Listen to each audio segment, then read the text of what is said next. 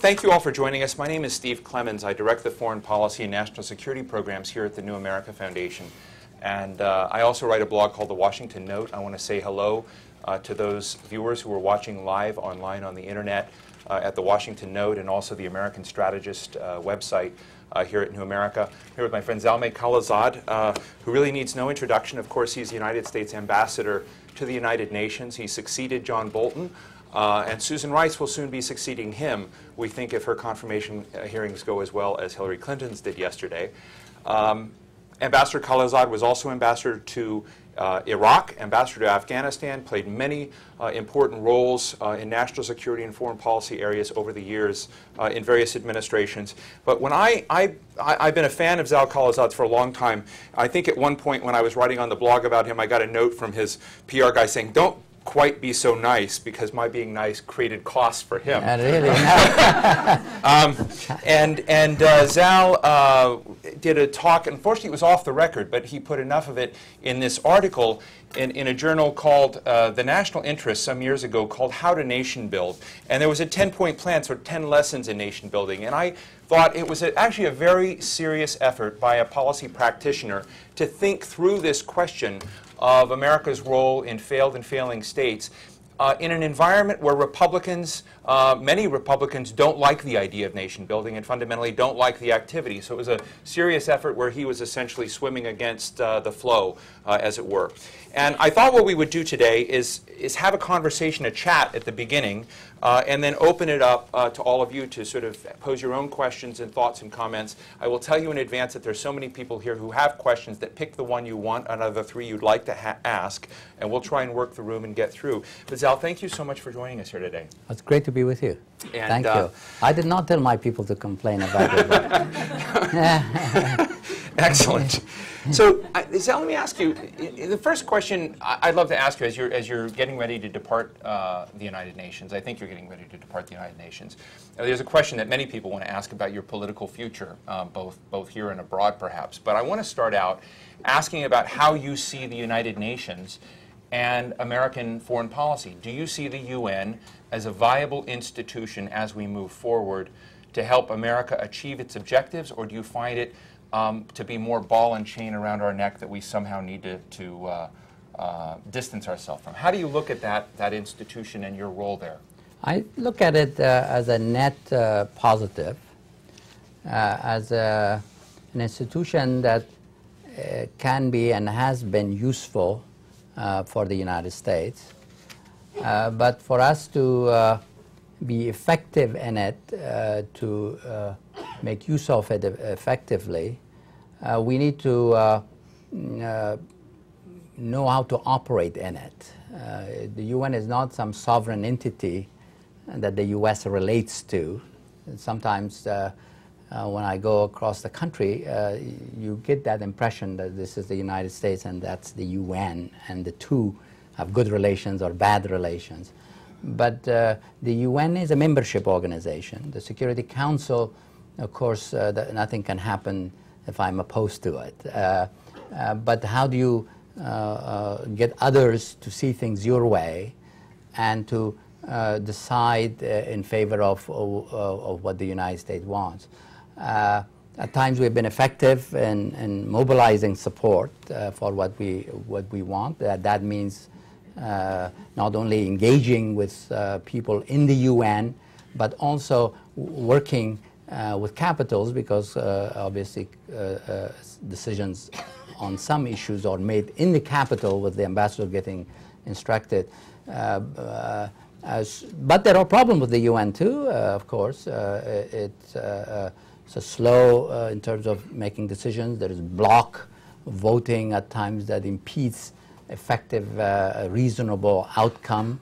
It needs to be reformed to deal with the challenges of the current era.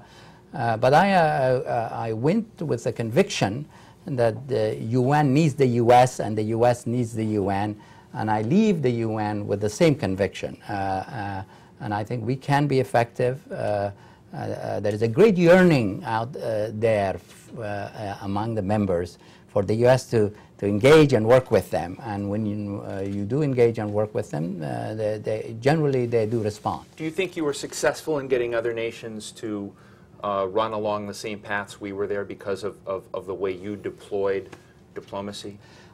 Well, that's something for others to judge, but I think we were quite successful on the priorities. You know, one of my approach to work to different missions that I have been given has been to go with a kind of a detailed plan, almost a contract with my bosses in Washington and also with the Senate. Give a very detailed account of what it is that I see as the problem, what do I think is the right approach, and also always have a letter of resignation ready in my drawer.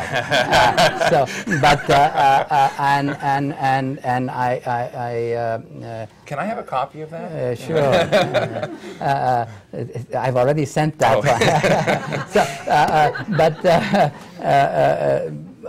I think on priorities that I set for myself, and that was approved by both the executive, and given that I was confirmed, I assumed was acceptable to the Senate, was to get the UN to be more helpful with regard to Afghanistan, to be more helpful with regard to Iraq.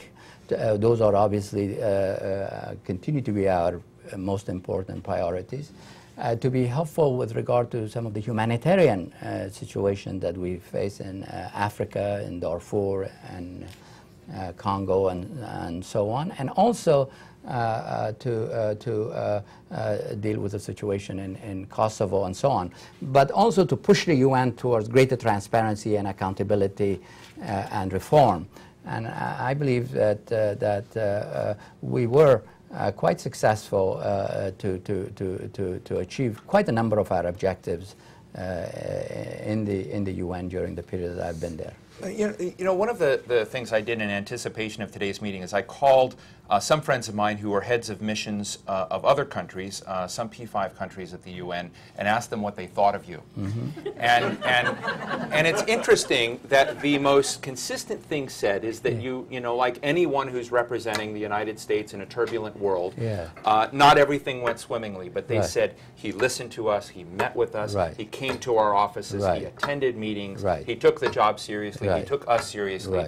And what they were trying to say, I think, collectively was style and tone mattered. That it's not just what U.S. policy lays out and then having any old person go and represent that. So, and I say this not as a critique of John Bolton, but the contrasts in style that you brought to this job differ dramatically than your predecessor and may have lessons for your successor. And I'm interested in how you see style and tone as opposed to the parameters of policy, where you're essentially there to execute the president's national security objectives. So I would say two things on that. One is it's very important not to see the UN person as purely an execution agent.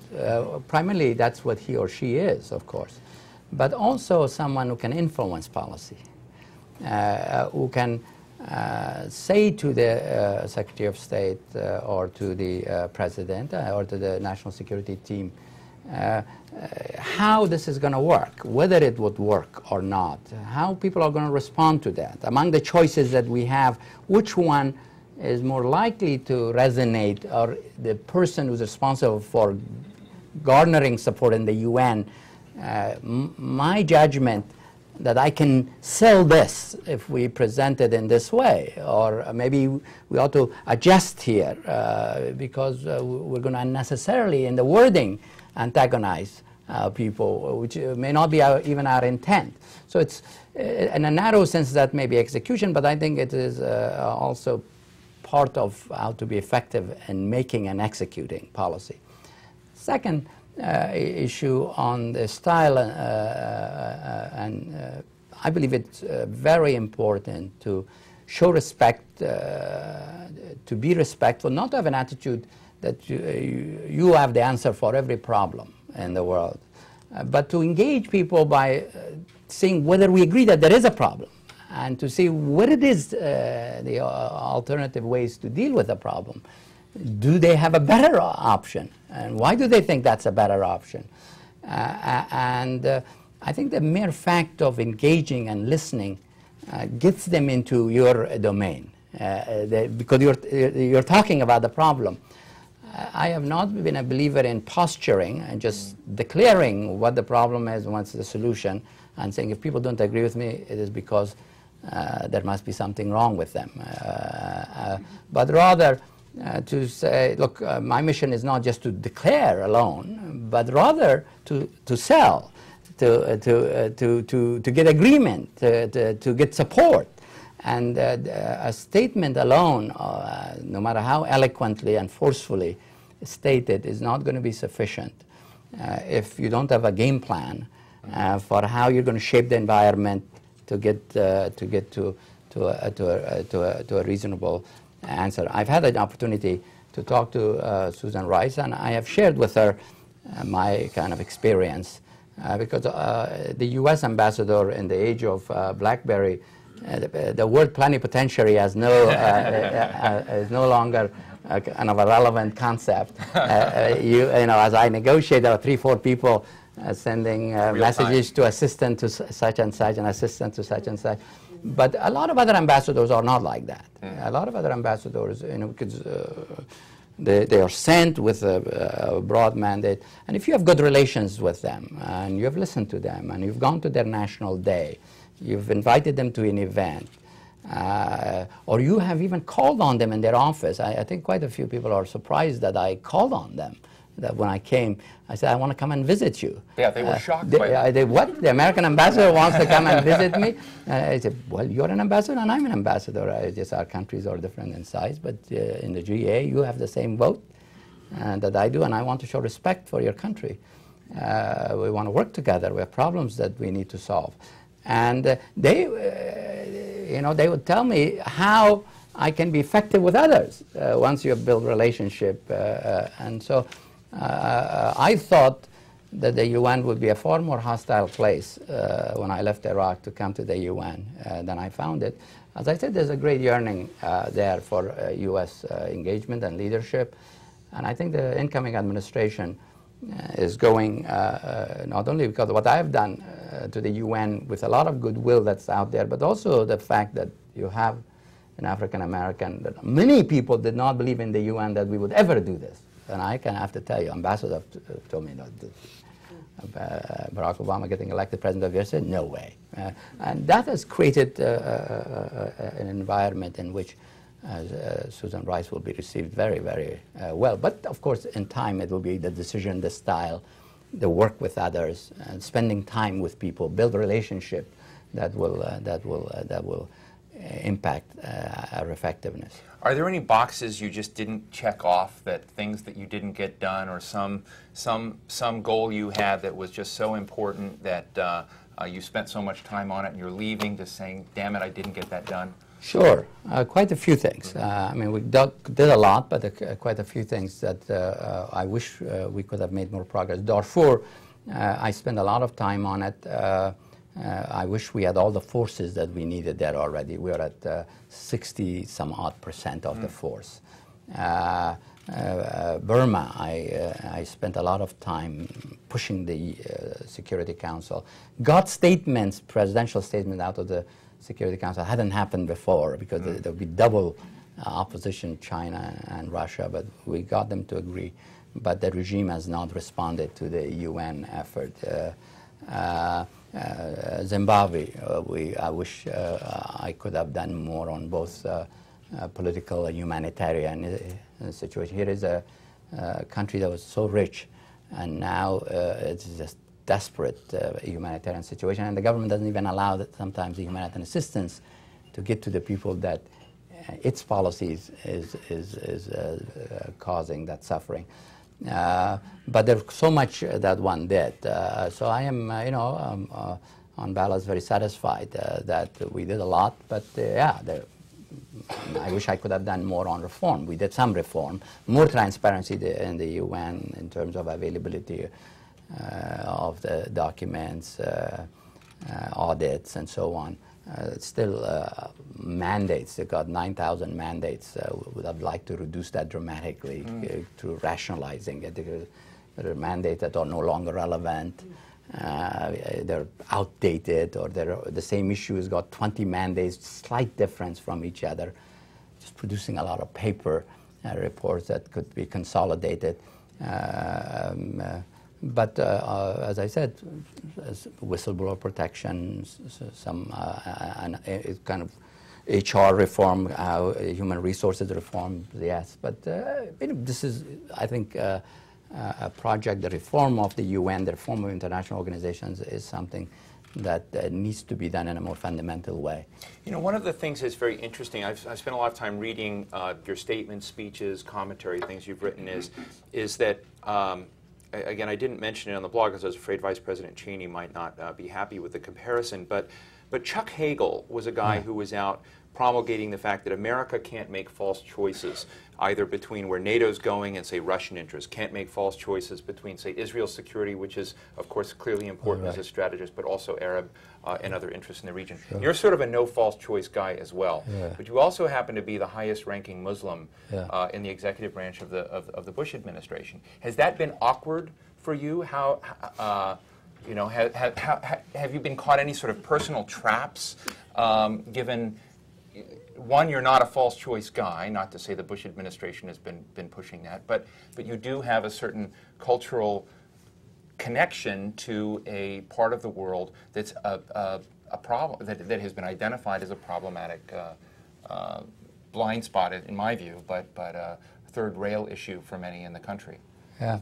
Well, look, I am who I am, but however, I don't get up every day thinking, well, I'm Muslim and I was born in Afghanistan, and how am I going to do my job today affected by those two?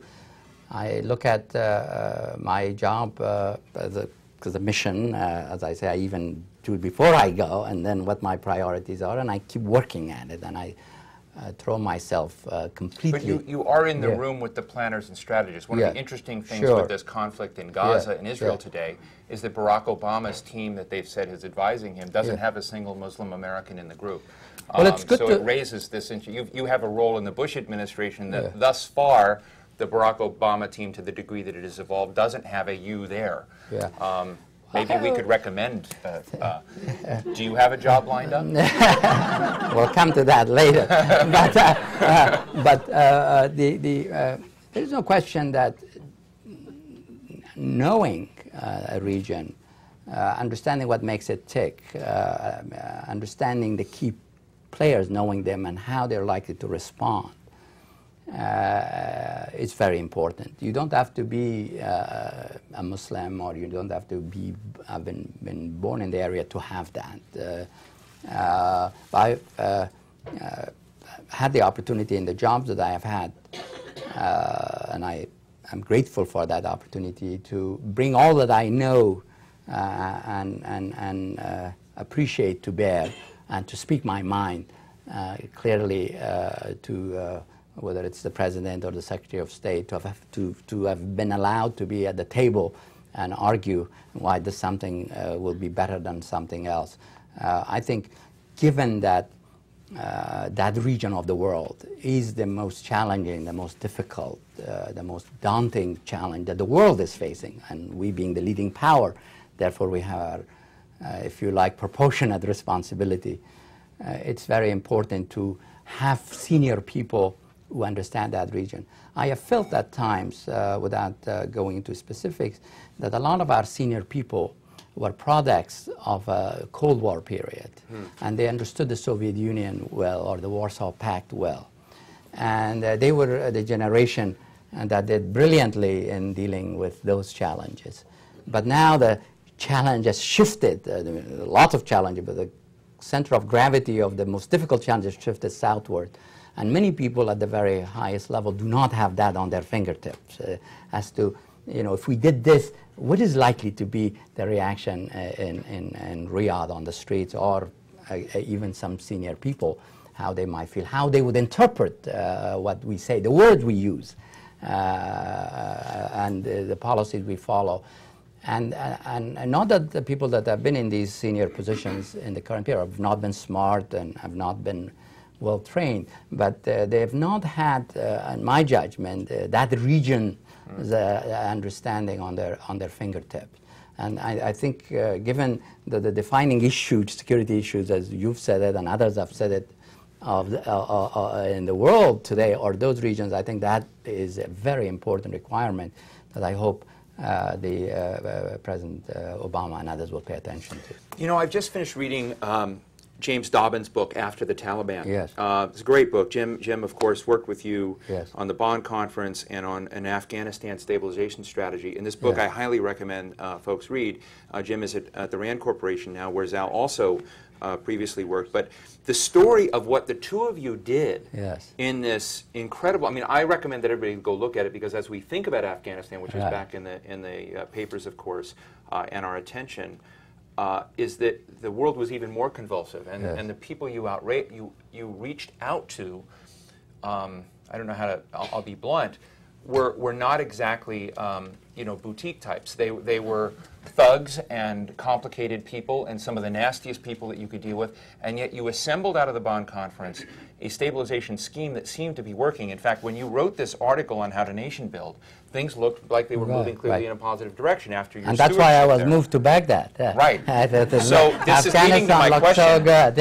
is what went wrong? Should we have left you in Afghanistan, working with those folks? And what are the implications now that is this Zal Khalilzad and Jim Dobbins are so idiosyncratically capable to reach out to players to create an equilibrium among the stewards of power, or the various shareholders of power, and that once you guys were out of the system, it seemed like other folks haven't been able to either maintain that balance of equilibrium, and when it came to then practically applying this in Iraq and bringing that skill set to the United Nations, you can't call that a success. I mean, it just, so I'm interested in how you look at... Well, first, after the Bonn Conference, Jim wanted to leave the government, and I recommended him to RAND, so I take credit for that. Second, he pressed hard to make me go to Afghanistan. I was reluctant to go as ambassador to Afghanistan for some time. That just because I was born there, why should I have to go back? I said, why not Rome? But in any case, having said that, I did end up going to Afghanistan, so his plan worked. But in any case, I have some colleagues I see here who worked with me in Afghanistan. I see Deborah there and others. So, look, you have to deal with the situation in Afghanistan. At that time, we had to deal with it, given that our forces were very limited. We had gone with a strategy of kind of light footprint, and we did not want to take on some of the non-Taliban problematic leaders, warlords, but rather to get them to sign on to a plan for stabilizing Afghanistan, for a roadmap to disarmament of militias, a roadmap for building state institutions, a roadmap for participating in the political process, and accountability. In exchange for signing up to that, to be left to operate and even have a role in the country. And as a result, given the constraints that we didn't want to have green on green, as we called it, conflict, those of us with responsibility in Afghanistan at that time worked very hard using persuasion, engagement, sometimes pressure, sometimes the threat of force to get them to cooperate and work. And we were often in the middle of all that, trying to assist President Karzai, but also remain in touch with others, and sometimes propose bridging formulas. And and we had to deal with all kinds of people. There are a lot of fascinating stories to be told about that period. But I think that was done well. Now, as to whether in 2005, when I was asked to go to Iraq, it looked very good. It looked like Afghanistan was on the right trajectory. The election of the president that occurred quite successfully. The DDR, the demobilization, decommissioning, and reintegration was proceeding. State institutions were developing. We had removed, with President Karzai in the lead, some of the warlords from their areas. Ismail Khan of Herat, for example, was brought to Kabul. Dostum had been brought to Kabul. Marshal Fahim, who had been the biggest, was the defense minister, vice president, he had been removed. All of that without a fight. It looked pretty good. Now, I have to say the Afghans... And you were dealing with the Iranians. Yeah, well, I was dealing with the Iranians. I was meeting the Iranians regularly. I had started to meet with them with Jim, and I met with them prior to Bonn and in Bonn. And then I also met with them before we went to Iraq. I was sent by the president for several conversations with Iranian leaders, representatives outside. So, but I have to say that about 2005, the Afghans were quite concerned about that, assuming that Afghanistan has succeeded is not warranted. They still have some work to do. And President Karzai and Chief Justice Shindwari and a whole bunch of others pleaded with President Bush, I know, and with Secretary Rice and others that they didn't want me to leave at that time. So,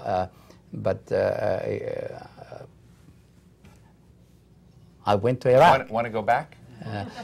Well, I mean, I will help Afghanistan. Afghanistan is very close to my heart. Everyone knows that, and I care a lot about Afghanistan. They've suffered a lot, the Afghans. I was there a few weeks ago as part of the UN mission. I found the people very nervous, a bit concerned about the future, a bit more uncertain. Certainly, we need to take a serious look at the situation. We could have done more on Pakistan-Afghanistan relations earlier, in my view. That was one of the things I spoke about when I was in Afghanistan as ambassador, that the sanctuary was being developed that we needed to be attentive to. Sometimes got in trouble with my superiors here in D.C. But I think we need to look at our strategy. We know the Afghan government needs to do better, and the regional dimension needs to be attended to. I'll help. Listen, no matter what I do, why wouldn't they go help. back to Zal's 10-point plan? Because as I see it, and I don't mean to push this so much, but it seems to me that all the presidential candidates and all their advisors have essentially approached, for the most part, what needs to be done in Afghanistan as throwing more troops at the problem. Throwing a few more brigades or increasing the troop presence from 30 to 60,000, drawing it more. Now, I happen to know folks who are close to Bob Gates and said that's not what our real plan is. Our real plan is something that basically to look at the economic incentives of the warlords and do something, but it seems to be unstructured as best I can tell because no one's been transparent about what this sort of covert real plan is. And I guess, you know, when I read this, there's so little of your approach that depends upon military force. Military force is part of that, but when you talk about resource commitments and bringing all the players to the table and how you do it, this seems to me to be something that might matter in a lot of conflict areas today. It's sort of, you know, a approach that's remarkably consistent with some of the things we're trying to do with the American Strategy Program, and sort of thinking about how do you deal with problem zones. Would you, if you were not in your role as still a member of the administration and advising, de-emphasize throwing troops and brigades as a way to solve the Afghanistan problem? I don't think you could solve it with troops alone.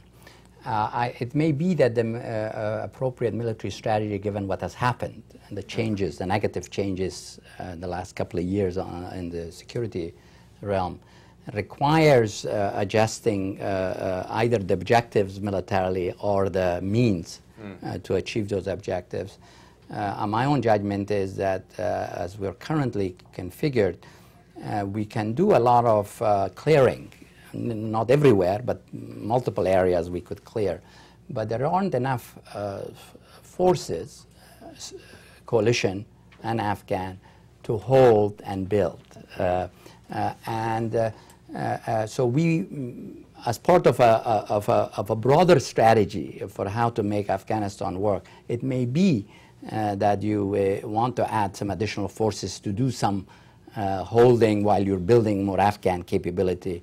But I believe that in order for Afghanistan to work, you need a more comprehensive approach that has political, it has economic dimension, it has governance issues, it has to have the regional dimension, in particular Pakistan, issues of how the situation in Afghanistan affects Pakistan, and in particular how Pakistan affects Afghanistan.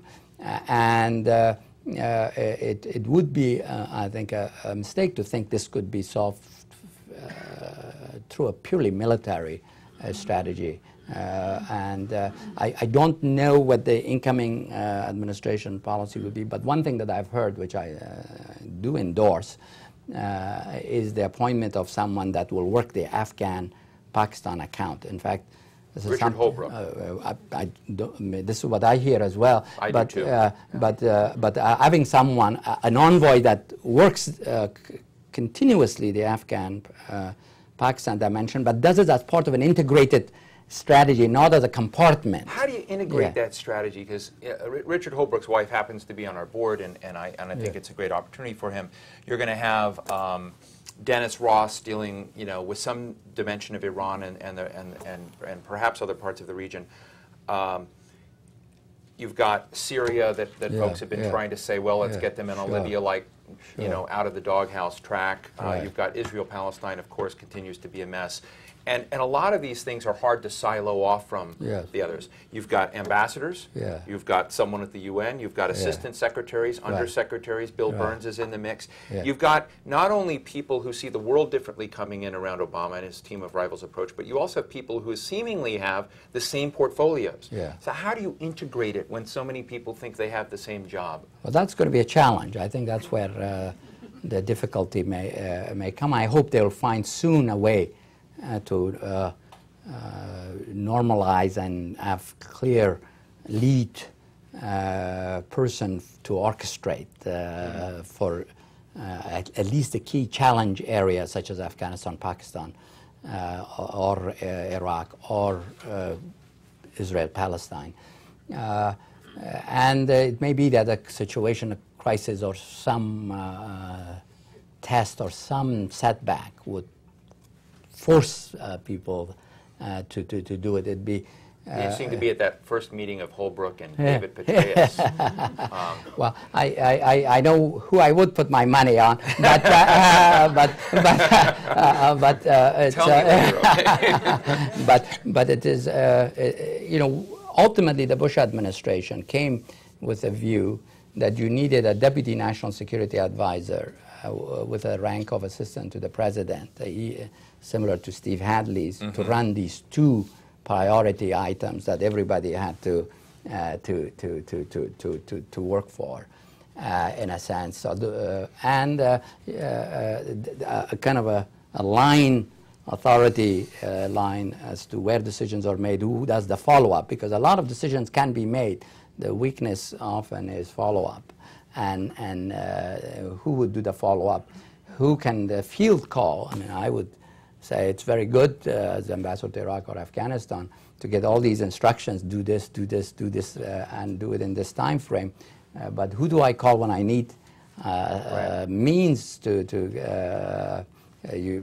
and that was a problem, particularly on the civilian side, to get the kind of skills and the numbers of people that you need to do the tasks that, as you said, the Bush administration came to reluctantly, because the state and nation building wasn't what the administration had come to sort do. Of run against it. And then 9/11 happens and the whole world changes. But then, therefore, having the people with the skills to be able to assist locals or do on our behalf the tasks that state and nation building requires has been a challenge. And the president, I know President Bush on multiple times said instructions to the departments of the cabinet in cabinet meetings saying, these are the priorities. You've got to get the right people from agriculture to go and help with agriculture, from commerce, all the departments. But it was a challenge to get the right people, the right numbers of people, for the right amount of time, because a lot of people were sent just to show that we've sent people to report to the cabinet meeting. Yes, I sent 5 people there, but they may not be the right people, or they're coming on TDY just for a few days.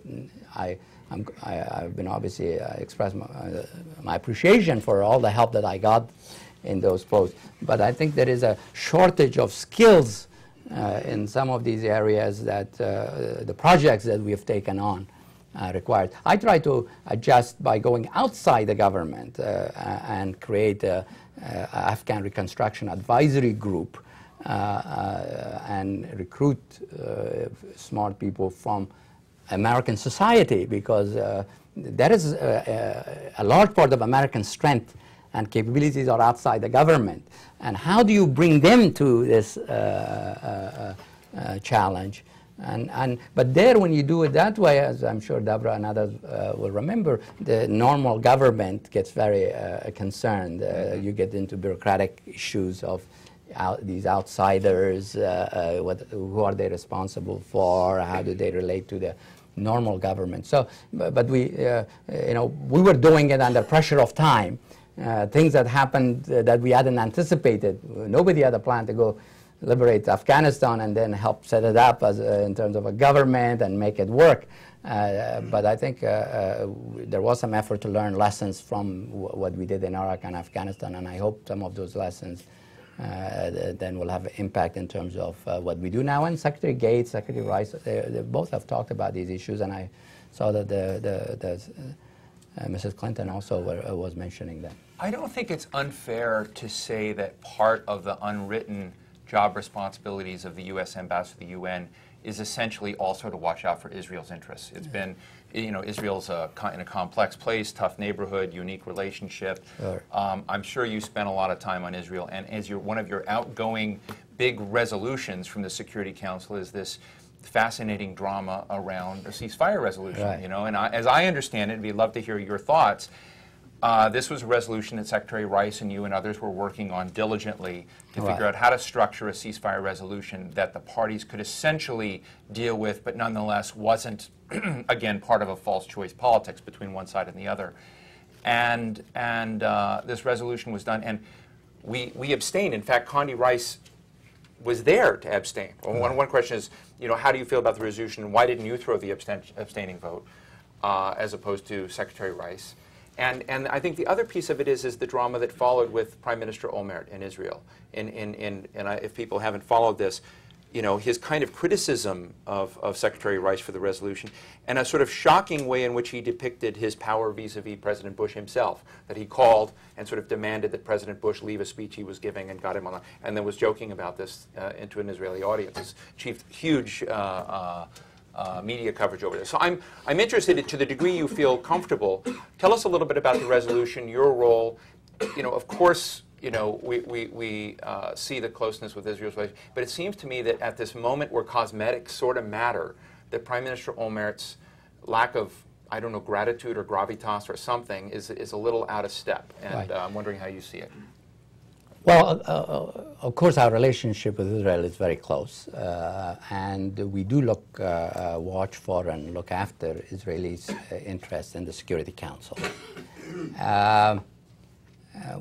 I have believed myself going into the Security Council, and I've discussed this with the Israeli Ambassador Danny Dillerman when I got there, that one should not take, in my judgment, an automatic kind of attitude that the Security Council will not express itself on this issue of Middle East, on Arab-Israel issue, for two reasons. One, that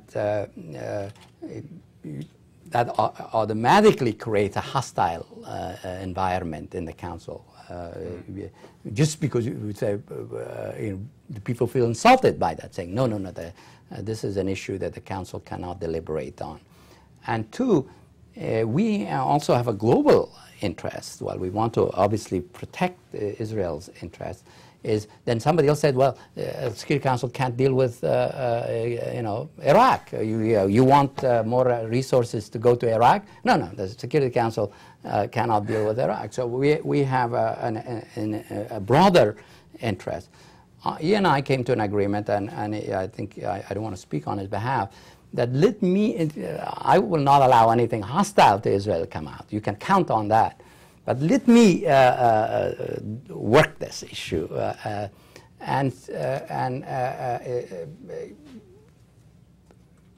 When an Arab country like Libya proposes a resolution on Israel, which is condemnatory and very hostile, it happened often that initially there would be 14 members somewhat favorable to that, and the U.S. would be holding back. One way for me would have been to say, take a very strong position in the following way. Let's go to a vote. I'm going to veto this. This is totally unacceptable. Which is ridicule. Which is ridicule. Yeah. What I did was, and it worked like a charm, not a single time did I have to veto anything, which was to put a reasonable resolution on the table. Yes, you want to deal with the Israeli-Palestinian issue? Sure. Well, it's an important issue. Things are not going well. So let's denounce terrorism. Let's denounce rocket attacks. Let's deal with a whole range of issues. And by a couple of hours or a couple of days later, it will be 14-1, and he's isolated. He's withdrawing his resolution because it was so unbalanced. And for domestic reason, he cannot embrace some of the reasonable concepts that are in our approach. So it was we had a good understanding on this. Now, generally, because of the history of what the UN Security Council has done on Israel, the Israelis are sensitive about any product coming out of the Security Council on Israel. And we understand that. But with regard to this particular resolution, what happened is that there was a judgment made by our government that after so many days of the fighting, given the pressure that the moderate Arabs were facing regionally, and given that the Arabs were willing to accept a reasonable resolution, those are very important facts, that the U.S., if we got a good resolution that emphasized durable ceasefire, which is not an immediate ceasefire, whether it's durable or not. And by durable, I mean it deals with the issue of smuggling. Who comes up with the adjectives? One thing that I've learned, the biggest attribute of a good UN ambassador or some assistant of his or hers is to come up, whenever you think of something, you have to think of 4 or 5 different ways of saying it. Find adjectives, because that's how the market clears. As to have you found the right word that we all can live with, or to put the same kind of concept in 3 or 4 places. Sure. I'm giving you some of my tactics. So, and then you can give one of them away, and the people, that guy's side feels. I heard President Bush was talking sustainable ceasefire. You had durable ceasefire. Durable ceasefire, and respected by all sides. And the Arabs accepted those. There was a concern that terrorism be denounced. Right. It was accepted. It was a concept that all states have to assist with preventing illegal trade across into Gaza, meaning smuggling of arms, which is a very important Israeli concern. All those were agreed to, and given that those interests were taken into account, given the Friday prayer that was coming, this was Thursday that we're talking about, and the fear was that if there is nothing, no resolution by the Security Council, with all the caveats that I mentioned, by the prayer time in the broader Middle East, that there would be embassies overrun, a huge amount of violence. Sounds like something we might have wanted to vote yes on. Well, you saw the Secretary's statement. She said that we support the contents of this resolution.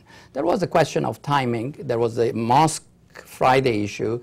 There was the other concern that there was a lot of intensive Egyptian and French diplomacy going on, and that perhaps waiting a little another day, if the mosque issue was not a factor, might be better, because we all understand that it may be harder for Israel to accept to go to a ceasefire as a result of a UN demand, that in fact it may delay acceptance of a ceasefire. There wasn't a lot of confidence in any of this, but speculation that it may be better if some more time could be given to the Egyptian and French effort. So at the end, I think the President decided that will let the resolution go. There was no opposition to it. A very supportive statement was made, but abstain on the vote, but to link abstention to the timing, not to the content. After Prime Minister Olmert's comments, did Alka-Seltzer sales go up at the State Department? Not that I bought any. I don't. You didn't mention it. No, the secretary was there, and the secretary, I have to say, Secretary Rice played a very hands-on approach to this. Why did she cast the vote and not you? Well, because she negotiated all this. She was there for 3 days. Unprecedented for a Secretary of State to spend so much time.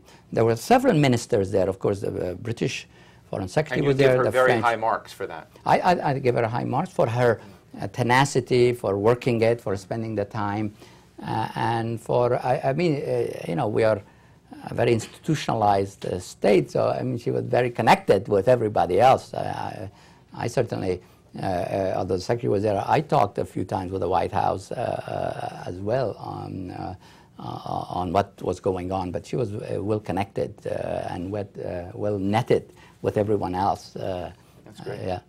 Well, we'd like to see it. I'd like to see it implemented. I have 2 more zinger questions before I go to all of you in the audience. The first zinger is, if we took the Zal Khalilzad template for tough neighborhoods and problem sites, and you were to apply it to the Israel-Palestinian situation, and particularly thinking longer term about a Palestinian state, and continue, you know, along the terms President Bush has repeated many, many times: viable, contiguous, viable state, etc.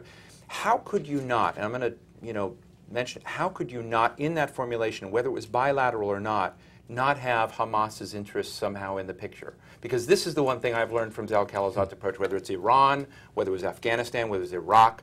I don't see any way to ignore any power person or power player in the region. Right. And it seems, when I was at the Washington Institute for Near East Policy, and Rob Satloff himself acknowledged the fact that there is, both around Obama in Washington, the recent book edited by Richard Haas and Martin Indyk, it basically makes the same point, that the ending the isolation of Hamas has got to be part of the strategy. That may not mean bilateral negotiations, but from the Khalilzad framework, can you reconcile a Khalilzad framework in that region without talking in some way, without ending the isolation of Hamas, so that you've got proxies or others involved? How would you deal with this?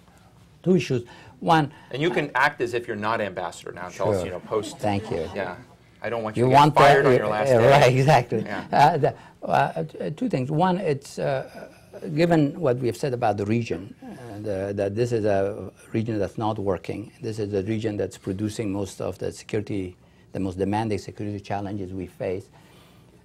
One of the factors that makes this region dysfunctional is the Israeli-Palestinian problem. There's no question about it. I don't agree with those who say if you solve this, 90% of the problems of the region will go away. No. There are lots of other issues that shape the region the way it is, but this is important. Second, on the issue of the tactics of how do you solve it, the objective has been stated, which is a 2-state solution. I think there is a broad agreement, except Hamas doesn't agree with it, but Palestinians and most Arab states agree with that, and Israel agrees with that. It's Hamas, Iran, and a few others important that do not agree with it. Now, how do you achieve success given the facts on the ground, sort of Hamas's presence and role? First, I have to say that Hamas is not isolated at one level. I mean, perhaps to our dissatisfaction in some sense, because there are a lot of players who do talk and deal with Hamas. I'm not talking only about Iran or Syria, where they are present, but some of our friends also deal with Hamas. I mean, certainly Egypt does. The Palestinian Authority has. Some of the Europeans and some of the other powers interact with Hamas, deal with it. Second, the goal, of course, is, and the Israelis have stated this, is to make Hamas become a partner, someone you can deal with. And that is through pressure and keeping the option of integration of them into the process on the table, a mix of pressure and that. And even in the result of these current military operations, the goal is not to get rid of Hamas, they've said. The goal is to change Hamas's policies.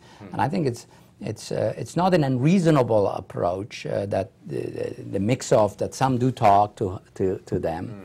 There is pressure. There is the opening. I don't know whether there is a military strategy that is feasible given all other concerns. It is not only in terms of Israeli casualty concerns, in terms of the impact on the region, in terms of the humanitarian issues of the Palestinians, that you can get rid of Hamas. I mean, if there was a practical military strategy that took care of all these other concerns, that would be one thing.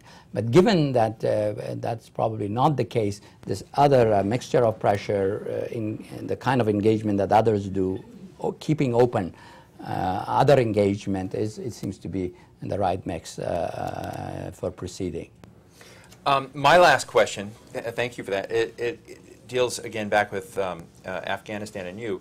I've been talking to a number of military officials from the Pentagon who are focused on Afghanistan who've said, surprisingly, interestingly, that political transitions are important to sort of give the message of democracy, to sort of show that, right. which is a way of saying that while they're not opposed to President Karzai running and winning again, they're open to other options. And right. so as they are open to other options, there are rumors everywhere about the potential of you right. seeing yourself in that role. So do you have any interest in the leadership in Afghanistan? No, what I have said, and I don't want to be coy about that, is that I will like to help Afghanistan. I will help Afghanistan.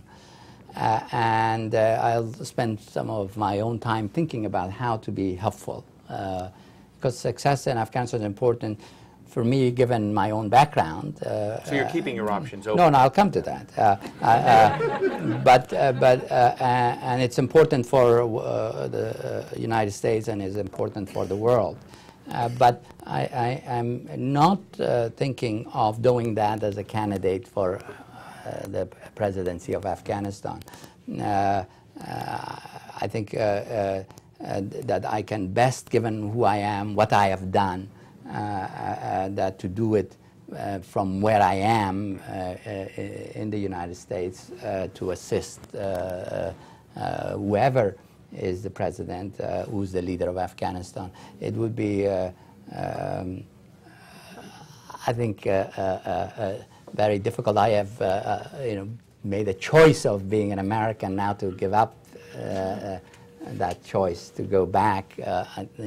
It's not something that I am considering at the. Any concrete alternatives on what this, what your post-ambassadorial life will look like? I'm looking at a lot of things. I have some affiliation with, I'm sure, a think tank. I will set up my own. I will do some. I've already offered him a fellowship. I'll try to put a group together to provide advice and assistance to help deal with the problems of the region. In addition, probably do some work to assist with education issues in that region also. And write maybe a book and speak every now and then. Excellent, excellent. Yeah. You have got your agent lined up? I have not selected one, but people are in touch. Let's put it that. So let me open up the floor. You've all been very patient. Thank you very much. Let me go to David here in the Center from the United Nations Information Center. Ambassador, nice to see you again. David Good Smith to see from you. the UN office here in Washington. Thank you. You know, I look at your datelines as a recovering journalist in recent years, and I think Kabul, Baghdad, and the UN at a fascinating period. But help us with something that I think gives you, because of those datelines, a unique perspective. Afghanistan, Iraq, now you've seen the UN. What realistically can the UN do in both those areas which you singled out, Afghanistan and Iraq? And throwing it forward, what would you like to see the UN do in both those flashpoints going forward? Sure. Thank you. Well, on Afghanistan, one thing good about Afghanistan is that there are a lot of players there. And the in order to make the participation effective, they need to be coordinated, especially on the civilian side, and between the civilians and the Afghans, and between the civilians, the Afghans, and the coalition, because the military operation there is at this clearing and then building and holding and building. And I believe that the right special representative of the United Nations can do that job. And we made an agreement in the Security Council, unanimously approved, to designate the UN representative as the supreme, if you like, coordinator, to coordinate with General McKernan and with the Afghan government. Now, it's one thing to designate the UN as the lead, it's another thing to actually do it. Coordination is a very tough job, especially if you have people who do not want to be coordinated. Sometimes we are the least willing to be coordinated by someone else. So, but this is vital. We have to find a solution to this problem. And we have thought so far that the right UN representative is the right entity to do that. That's one of the key functions for success in this kind of struggle, where you have different instruments at play, and they need to be brought together to solve problems in a, as the Secretary-designate said, in a smart way. So I would put emphasis on that at this point. There are a lot of other things that, in more detail, and you know, preparing for elections, of course, building capacity in government, a whole range of things. But at the big picture level is that there are lots of players, and they need to, those resources that these players bring to the table need to be coordinated. Great. Tu Linh. Steve, thank you so much for those questions about Israel and Palestine. Ambassador, this is Tülin Dağlıoğlu with Turkey's Habertürk and the Washington Merhaba. Times. Merhaba. My question to you is that whenever we are talking about the Middle East and this issue, well, the one thing that repeats is that it is complicated. And now what we do see is that it is complicated and the streets are very angry. Right. So I just, wonder, how do you see this? I mean, is this the most angriest time in the region? Does it matter? And whenever we are looking at this, how this is, going, what next is going to happen, we hardly see any promising ending to this. But I trust that as a politician, you will be certainly more optimistic. So I just, wonder, how do you do the anger management in this region, and how you can find the opportunities and how to address those opportunities? Thank you. Thank you. Well, certainly one of the concerns that led us to look at a resolution in the Security Council dealing with this issue, a balanced resolution, a resolution that met the security concerns on Israel's part with the concerns of others, was this fact of anger, of a feeling that the longer this went on and the longer the UN did not engage on it, the Security Council did not engage on it, that it would further fuel anger, that it would strengthen extremism and radicalism, strengthen forces that are against what we have been trying to do in the United States and others, to support a peace process, support moderates, because ultimately we believe that is the strategic answer, is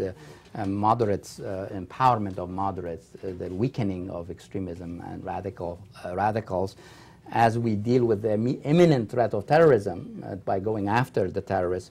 But how do you make the region work over time is through the empowerment of moderates and solving regional problems. And I believe that resolution, although it didn't stop the fight, the war, and I don't think anyone expected it to do so, given what we were hearing from both Hamas and Israel, but it did, I think, help to a degree. Friday didn't become as bloody and as negative as it was. But the longer term issue to deal with this problem is a viable peace process. I mean, there is you're not going to have a region that works without having a viable peace and a two-state solution ultimately, and dealing with the other underlying issues. I believe that's also in Israel's interest, and Israelis say that that's in their interest. What we've had has been a tactical difference with regard to the resolution, in which they did not want a resolution. Their preference would have been for the U.S. to veto the resolution, not allow this resolution to go through. And we made a different.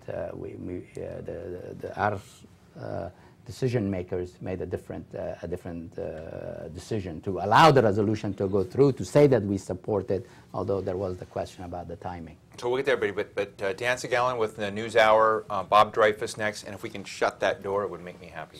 Thank you. What more can be done to deal with the sanctuary in Pakistan? And do you think the civilian government in Pakistan is in control of the ISI and its military? Very pointed questions, Dan.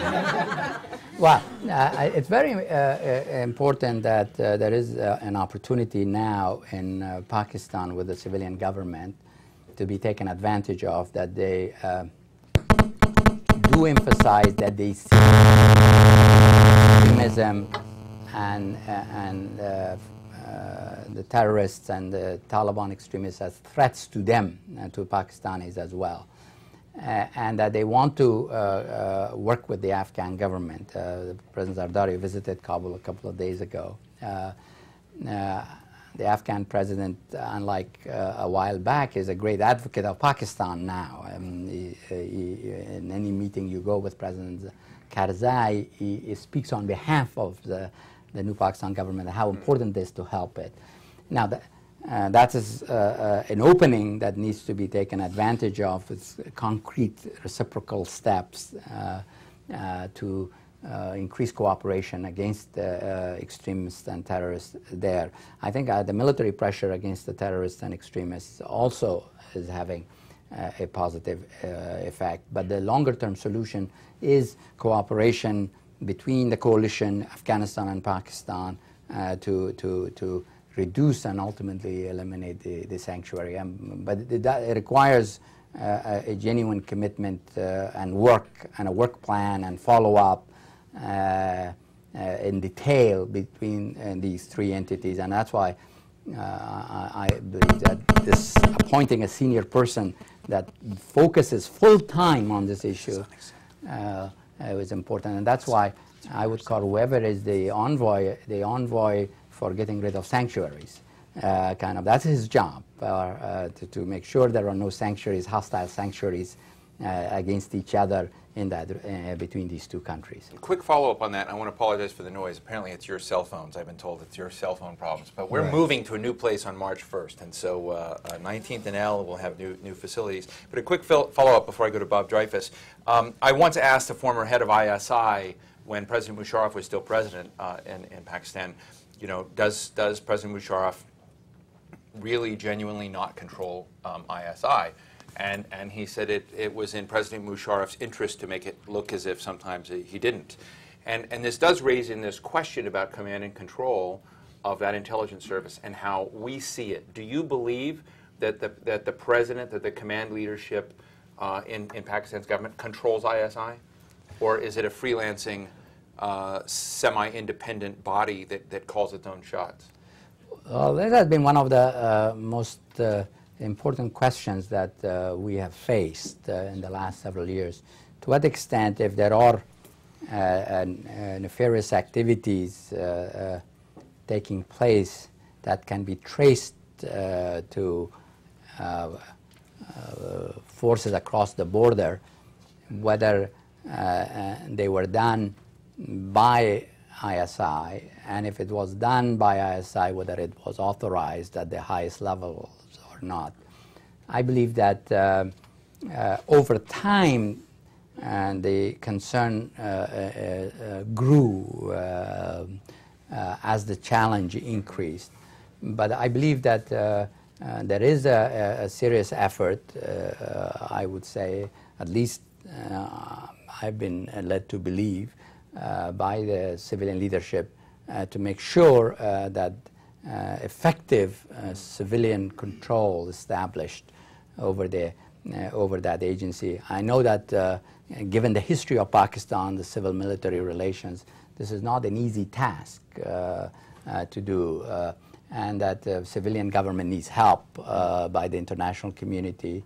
And I believe there are military leaders in Pakistan who also recognize the risks associated for Pakistan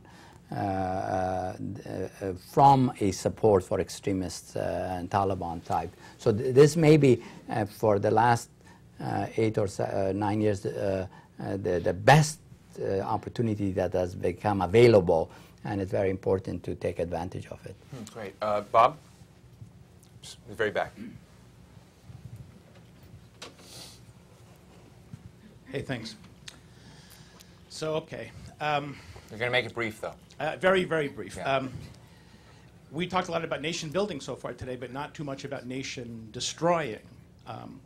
He didn't write an article on that. You were a central player in the policy making before the decision was taken to invade Iraq.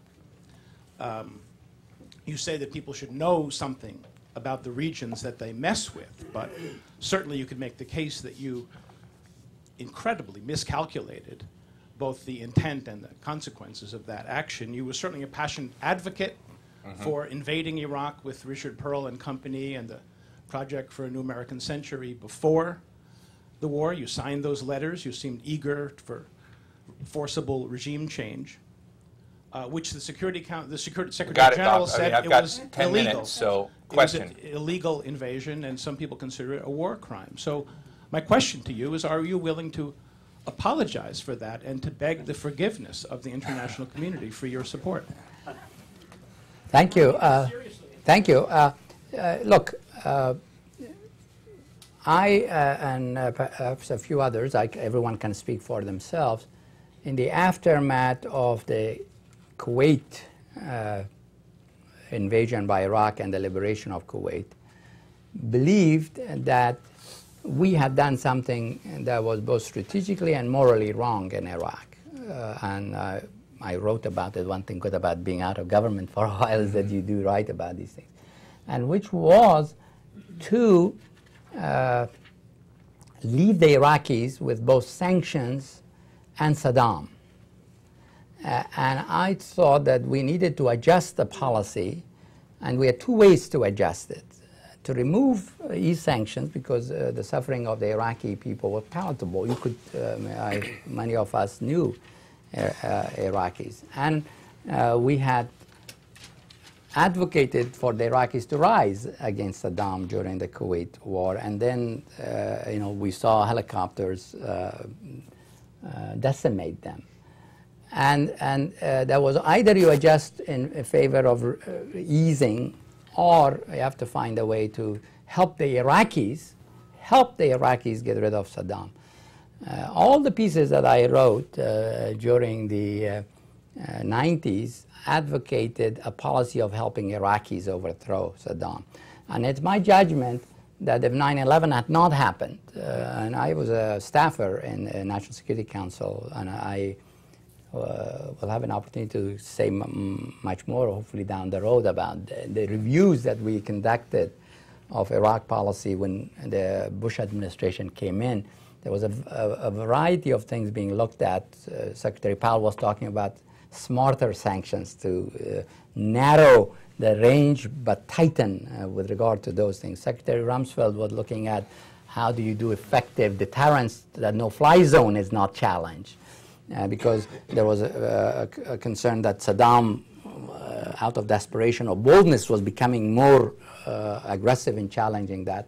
Sanctions were faltering. People were looking at those options and could you assist which Iraqi groups to take Saddam on? And Congress had passed legislation, the Iraq Freedom Resolution, which was to assist the Iraqi opposition to take on a la the Afghan model of the anti-Soviet insurgency, or the northern Iraq to go to do southern Iraq. So this idea that, given the timing and so on, that I myself, outside the government, what we advocated resulted in what happened after 9/11 in terms of the action that was taken is I think is not cannot be demonstrated in fact, and in fact would not have been the case in my view had 9/11 did not occur. That changed the environment very substantially, where there was a perception that threats unattended to can grow and become massive and become more difficult to deal with, and that's where Saddam with WMD and so on was put in.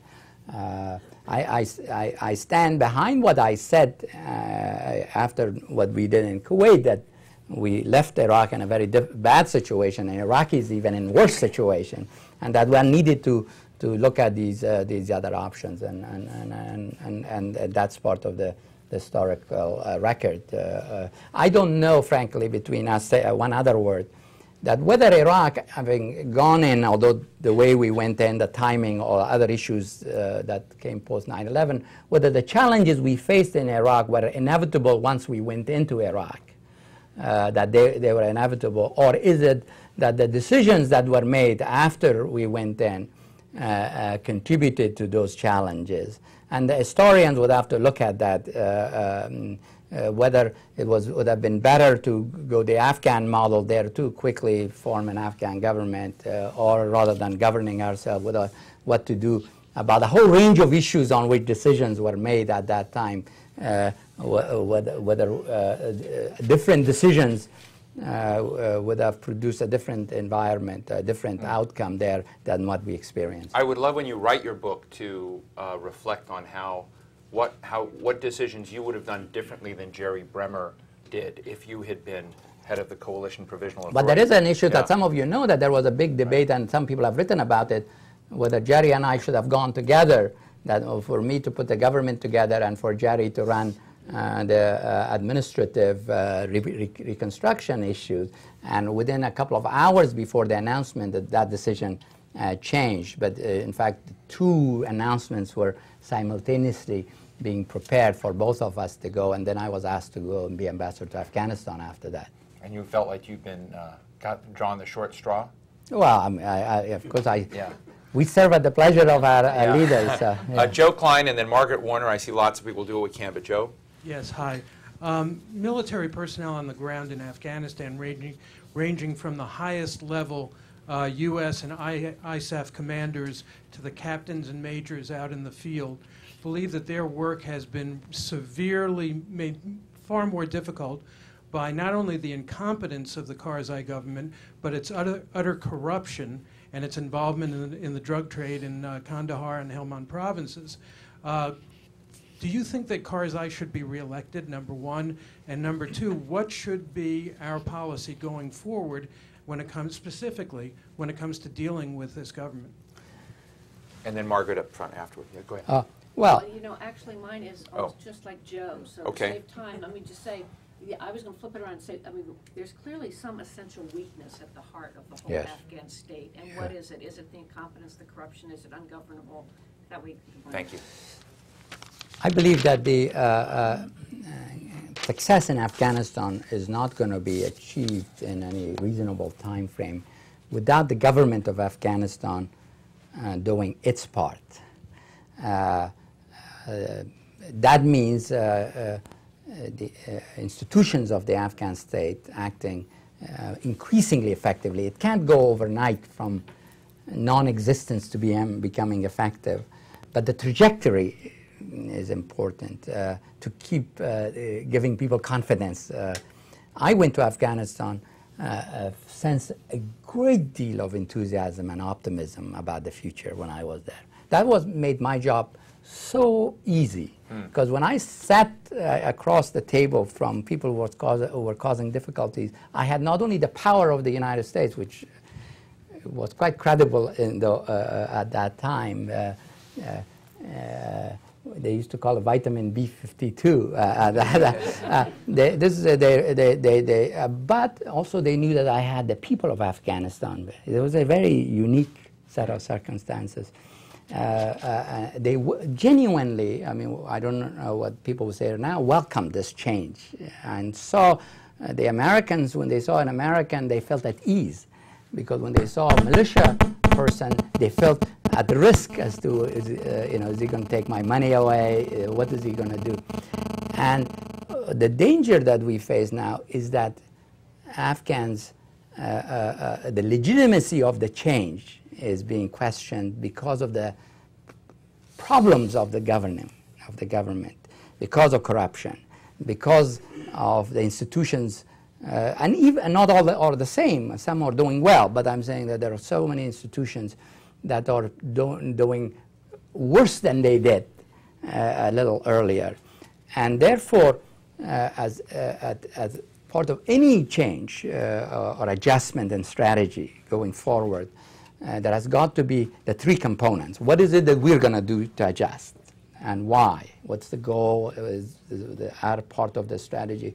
What is it, the Afghan government responsibility, and how this is going to happen, not just theoretically, typically what they should do, kind of very much in detail with follow-up and timeline, and the changes that are necessary in personnel. And three, the regional environment. I think the Pakistan-Afghanistan dimension of it. We need to move on all three. And there is no question that the government has serious problems that needs to be focused on, and the whole project will be at risk without the government. There is a danger, without the government doing its part, there is a danger that as elections come into Afghanistan, that the government, President Karzai, would seek to blame the international community for the difficulties in Afghanistan, and the international community blame Karzai and his government for the difficulties. The fact is that there is both the Afghans and the international community need to do better. We made some, I think, mistakes, I have to admit, because we thought this was going to be so easy that we put a very small number for Afghan troops. We said that the troops they have should be sustainable by Afghan budget. Well, Afghanistan is a very poor country. When I got there, the taxes the Afghan state was $200 million for the entire country. By the time I left, it was a great success. We had 600 million we had reached of revenue of the entire country. So how much force can that budget sustain, given all the other demands? So we said 40,000 should be the number of troops, and then we increased it. I remember my arguments with some of my superiors here, raised it to 60, then to 70. Iraq, which is a rich country, can sustain a big force as right now 600,000 force. And I think that it's much cheaper, it would have been, and it continues to be, to build a larger, more effective force, while you're also meanwhile doing more by the coalition. But the mix has to be right. But all of the military stuff won't work, ultimately, if the political part doesn't work. And therefore, getting the Afghan government right is, I think, a vital part of what is needed to make progress in Afghanistan. And even with progress, it will take time because the challenges are quite substantial. And it's not easy to lead Afghanistan. If you look at the history of the country, very few leaders have been succeeded peacefully. It's a tough neighborhood, but I think that the Afghans have had a very difficult period of civil war, a lot of suffering there. Still, I think the opportunity to get them to be an ally for positive change is there. Let me reframe Joe Klein's question just a bit. Can the Afghanistan project continue without Karzai? Well, certainly, of course, Karzai is an individual. Afghanistan is a country. At most, he can be there for another term based on their constitution. It's not his personal fiefdom, of course. It's not his family's fiefdom. It's a country that belongs to the people of Afghanistan. Now, but it's up to the Afghans to decide what they want to do with him. But he's you know, is a substantial improvement over the the leader that he succeeded, Mullah Omar. Remember who he succeeded. But of course, the decision who becomes the leader of Afghanistan should be an Afghan decision. But we have a role to play, and we ought to play our role. Okay, we're running out of time, but this lady right here, and then is that Nadia in the back? Nadia, okay, yes. I'm Mary Ann Stein with the Mariah Fund, and I wondered, you said earlier that one of your disappointments was Darfur. Yes. And given all of the things that you've been talking about and the focus and the problems that this new president is going to inherit, wonder whether you have some thoughts about the possibilities for bringing about some changes in Sudan in terms of what's happening in Darfur and may happen again in South Sudan. Sure. Okay, thank you. What the importance of that would be. Thank you. And then we'll go with Nadia in the back. Yes. Well, on Darfur, I think one thing that could change the situation in various directions is if President Bashir is indicted, which could happen within the next several weeks. How he will react to that if that happens, how the world will react to how he reacts to that, his cooperation with the UN, with the UNAMID, how the North-South interaction will be affected is very important. Other than that, of course, I think we are on the right trajectory to have the right number of forces there, and be able to do things that the smallness and lack of adequate capability has been a constraint. But I would watch in the coming weeks. This is going to be potentially a transforming event. And you've been working on this from the very, I mean, I remember when you came into your position, yes. The Darfur resolution was one of the very first things. And I did travel to Sudan and travel to the region and worked very hard with the Chinese and others to get something acceptable. Now, I think the concept of a hybrid force, African Union and a UN peacekeeping force, preceded my arrival. And there are lessons to be learned from that at the next administration, and we'll have to take a look at. There is the broader question of there is a mismatch between the demand for peacekeeping and the supply, how we address that. Because if you rely on regional entities, there are problems because of effectiveness, responsiveness, timeliness, capability. If you don't rely on regional, where will the force come from? So there are substantial challenges that they will have to focus on. Terrific. Nadia? Thank you, Steve. Nadia Bilbesi with NBC TV. Ambassador, what you just described as U.S. sensitivity towards Israel in the Security Council is seen in the Arab and Muslim world as a carte blanche given by the U.S. to Israel to carry on with its attack on Gaza. With 1,000 dead in 17 days, 4,000 wounded, most of them are civilians, don't you see that this unconditional U.S. support towards Israel without any slight criticism is exactly what strengthened the hands of the extremists, as we've seen today with Al-Qaeda? And what exactly did the U.S. do to help President Abbas or Fayyad and to help the moderates in the region? Well, as I mentioned before, it was precisely these concerns that you mentioned, ma'am. The effect on the moderates, the effect on the extremists, the benefit for the extremists from the ongoing conflict, from a lack of UN engagement, that we did something that Israel did not want us to do. So in fact, this is a case where the secretary and saying we support the content and we support the intent of this. This was a major development at one level. So when John Bolton said that was spineless, that is not correct. Well, I mean, depends who do you see it from, which perspective. But it was, if the U.S. could have stopped this resolution, but in fact the U.S. wrote quite a big part of that resolution on issues that I talked about, terrorism, denunciation of terrorism, issues dealing with smuggling, issues dealing with blaming Hamas for the crisis by saying that non-renewal led to the non-renewal of period of calm. So it was a balanced resolution, and it was precisely the concerns that you expressed that informed that decision. Now, we obviously believe in the right of Israel to defend itself, that nobody denies that, but we thought this was also in Israel's benefit, given the content of that resolution, to have that resolution passed. Take one last question. I apologize to people. Kathy Gokel here, and I apologize to my friends on this side. I know there's just not enough time. So, Kathy, make it a good one. Thank you to both of you. A quick question. Given the perception of the U.S. in the region and the need to strengthen moderates, is the Arab peace plan a viable option going forward? Well, the peace plan is and the evolution of that region is very positive. We evaluate it very positively as the region has evolved.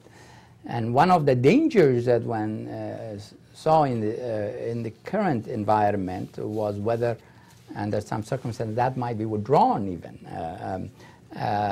Whether some steps towards normalcy that has been taken might be taken back.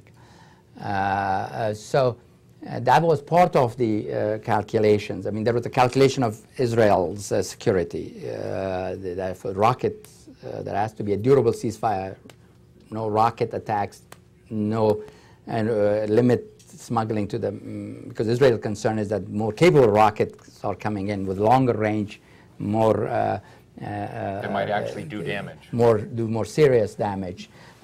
So that was part of the balancing act, and all the effort strategically is to a peace process and a strengthening of moderates that were at risk. But I think with what we have done, although fighting has not stopped, and I believe that if a ceasefire is agreed to, will come out of a regional initiative. There is, as the lady mentioned from the back, still a lot of consternation and concern in the Arab world, and therefore they have asked for this Arab summit that will take place in Doha on Friday about the implications and the pressures that is being generated in the Arab world vis-a-vis their governments because of what's going on. I want to say in wrapping up, and I see my friend Bob Dreyfus, who's very quite passionate in the back, and others who explain, why I think this is so important, the conversation we've had today. And I tell people that every presidential administration is essentially a schizophrenic enterprise, that there are dominant personalities, subordinate personalities, there are lots of shades of gray, people moving in different directions, and it is a constant moving kaleidoscope. And I think it's extremely important, and have been at New American Foundation, engaging as many dimensions of that, including in the Bush administration, as I could. And I want to thank Zal Khalilzadeh, and I will make sure that no one else, he's never cooperated with us behind the scenes, in the sense that I have been someone who's watched carefully what he's done and looked at the way that the statecraft he brought to questions that were very important when it came to thinking strategically in a disciplined way in this complex time of how to move national security interests forward. And when you look at the array of other personalities doing this, it was easy for me to say, wow, there's something special going on there, and I do hope that in your next life, whatever that turns out to be, that the Obama crowd does take advantage of your experience and your approach to things. Was on the phone with Justine Rosenthal, who's the executive editor of the National Interest Now, who said she's just sent you an email asking you to update your piece and reflect on it. So hopefully we can do this I did get that, yes, thank you. So anyway, I want to thank you very much, Zal, and thank all of you for joining us. My apologies for not being able to take all the questions. Thank you, Ambassador. Thank you very much.